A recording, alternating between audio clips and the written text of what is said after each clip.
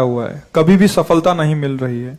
जीवन में आगे क्या करूं क्या ना करूं समझ नहीं आ रहा। सफलता किसे माना है आपने?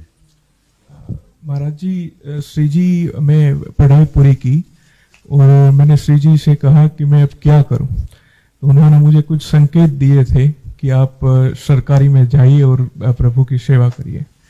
फिर सफलता नहीं मिल रही उसमें एग्जाम में, और अब है आप हमारी बात समझिए। आपको श्री जी ने संकेत किया और आप सफलता नहीं प्राप्त कर, दोनों बातें झूठी है ना। दोनों बातें झूठी हैं। आप सत्य को स्वीकार कीजिए। श्री जी के संकेत को आप जानने लगे।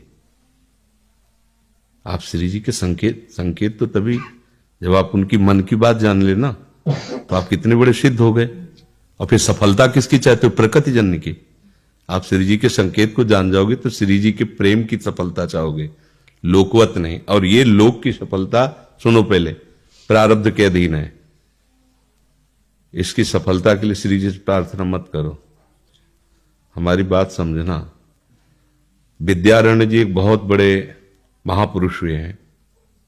उन्होंने अपने माता पिता को सुखी करने के लिए, धन प्राप्ति के लिए गायत्री अनुष्ठान किया। ब्राह्मण कुल में जन्म हुआ था।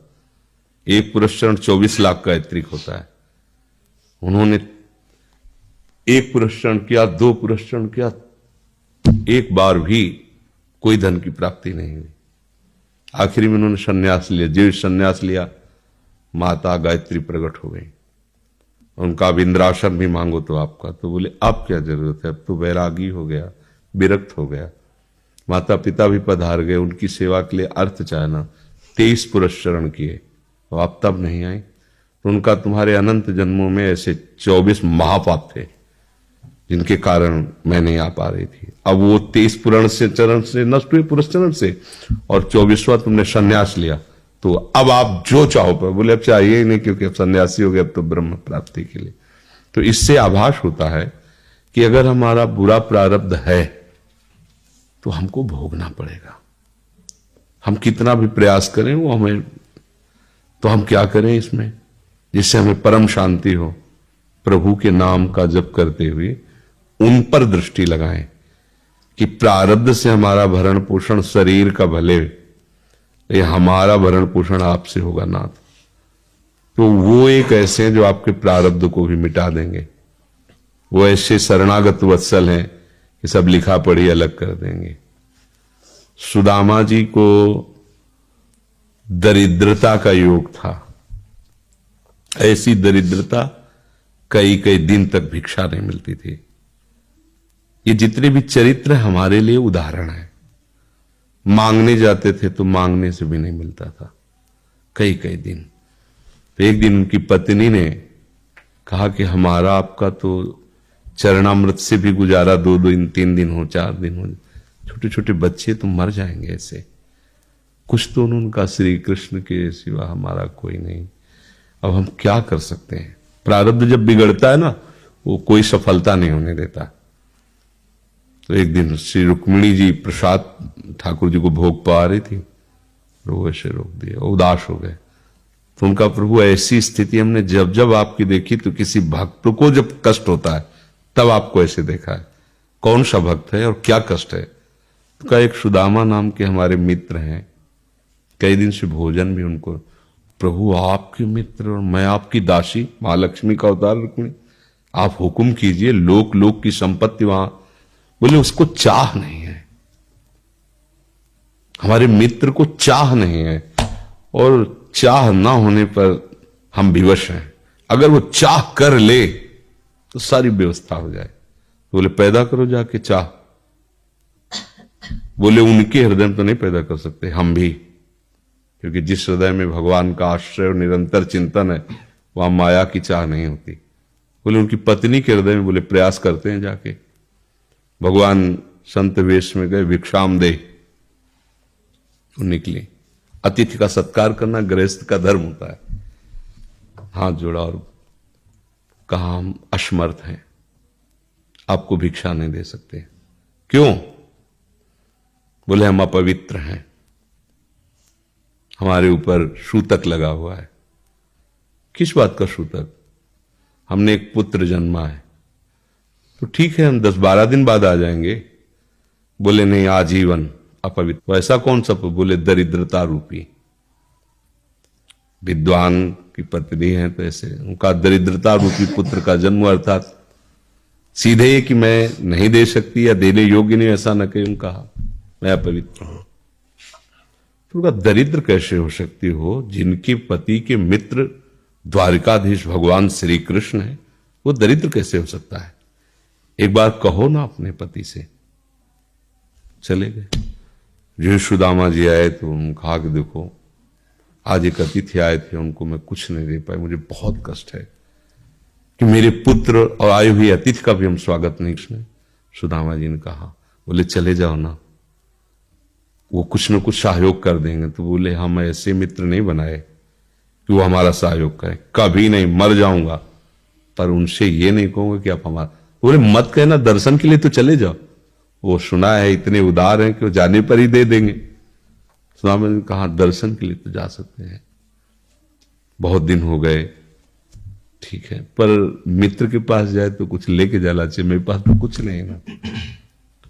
पड़ोस में जैसे किसी से मांगने गई तो, अरे समय जब बिगड़ता कोई नहीं होता साथ। एक ने थोड़ी उदारता दिखाई तो चावल पछोरने पर जो आगे कणका होते चावल के, जो प्राय वो लिए सुदामा जी ने कहा हमारे प्रभु भाव के भूखे, कुछ ले जाएंगे, खाली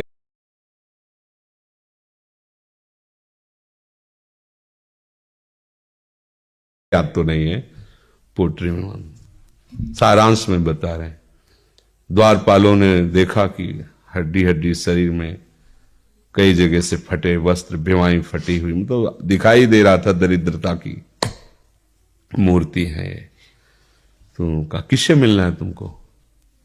तो उनका श्री कृष्ण से। बोले संभाल के बोलो, क्योंकि पार्षद है, अनंत कोट ब्रह्मांडों के नायक प्रभु के ऐसे बोलते कोई श्री कृष्ण को ऐसे गली आए, उनका जाके तो तुम बोलो ना, श्री कृष्ण से जाके कह दो कि एक सुदामा नाम के ब्राह्मण आए हुए।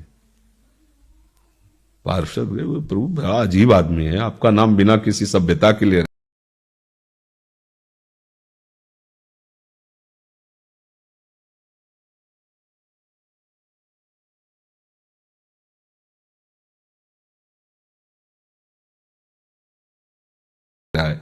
वो कह रहा श्री कृष्ण से कह सुदामा कूद पड़े, भगवान दौड़े। वो पार्षद, वो सब की ब्रह्मा जी शंकर जी आते हैं तो वहां खड़े रहते हैं घंटों, वो भगवान ऐसे भागे जाके।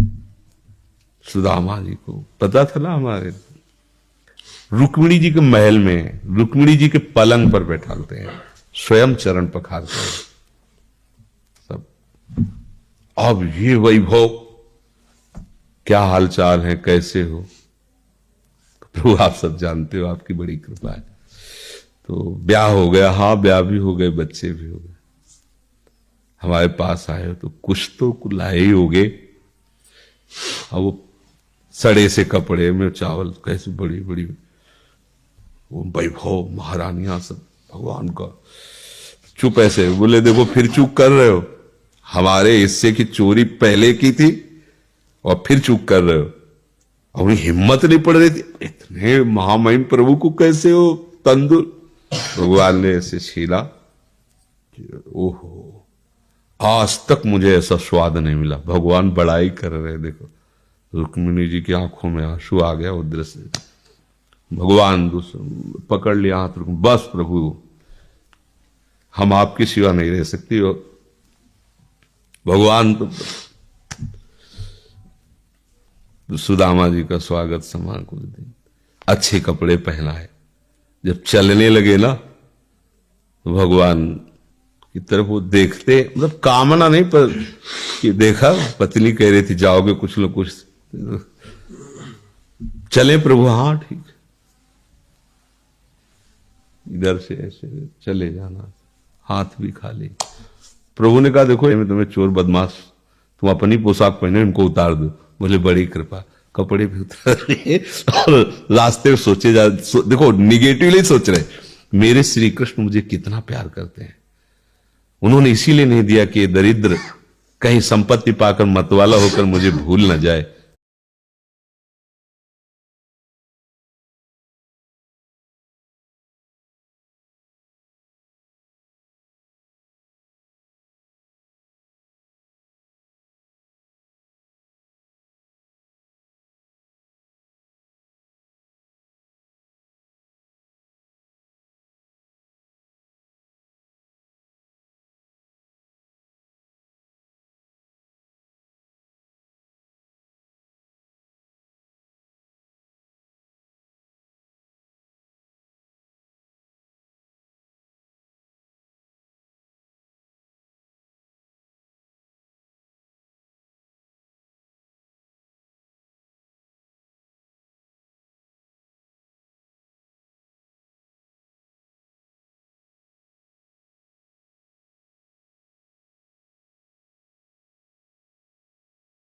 मुझे कितना वहां पूरी खड़ी जैसे द्वारिका, तो उनको भ्रम हुआ कि मुझे लगता है चलते चलते मैं पुनः द्वारिका आ गया। तो वहां पूछ रहे हैं कि ये किसका है। भगवान के पास विधाता है, उनका प्रभु ये तो गलत हो गया, इनके भाग्य में हमने लिखा था क्षय श्री, ऐश्वर्य का नाश, जीवन में नहीं ऐश्वर्य, क्षय श्री। भगवान ने उसका उल्टा कर दिया यक्ष श्री।